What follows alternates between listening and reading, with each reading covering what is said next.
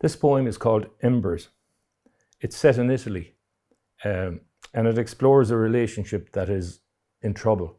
The couple in the poem, they're not sure if their relationship can survive or carry on. It falls somewhere between the celebratory love poem and the broken-hearted lover poem.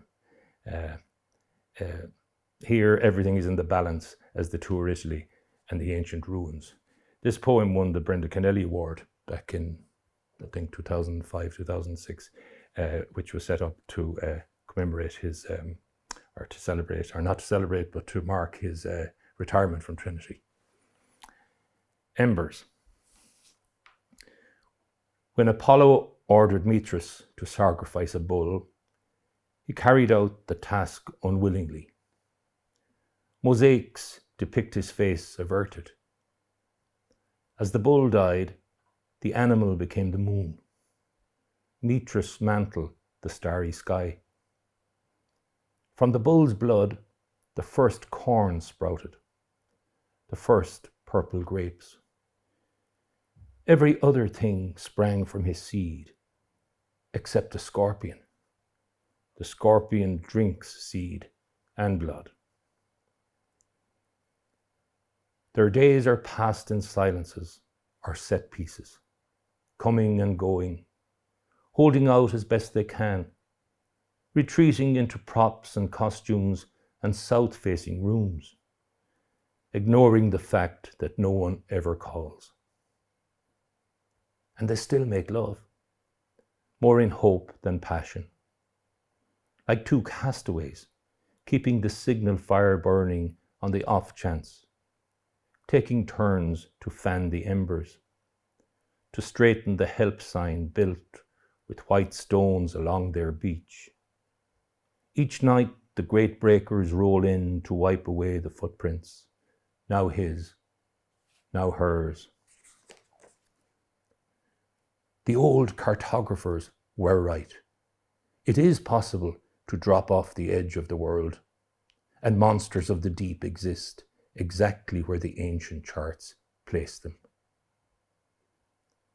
Spires of pine trees, medieval, here and there on the amber hillside.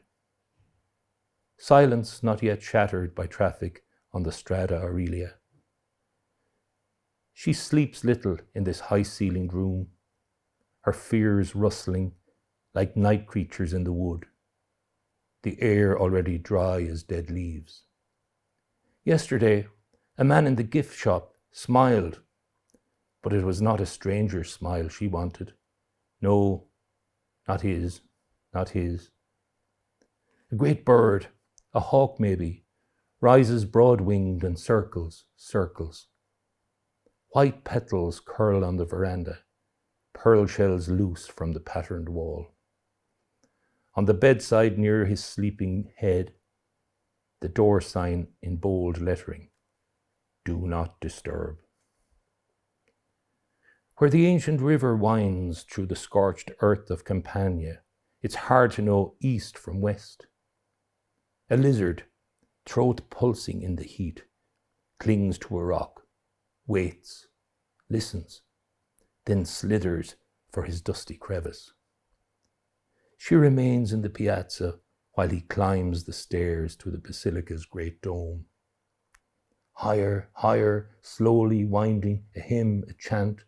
Perhaps it's not too late, my love, perhaps it's not too late. Then the city spreads before him, the curving colonnades of St. Peter's, elliptical, like a claw. He sees her far below among the wandering tourists, standing near the fountain, tiny, unmistakable. He wants to call out. The sky is marble blue and beautiful. They were right to come. But she moves, crossing by Nero's obelisk, its shadow long and black across the square, a tail, its sharp point, the sting. They have arrived at the ruins of Ostia.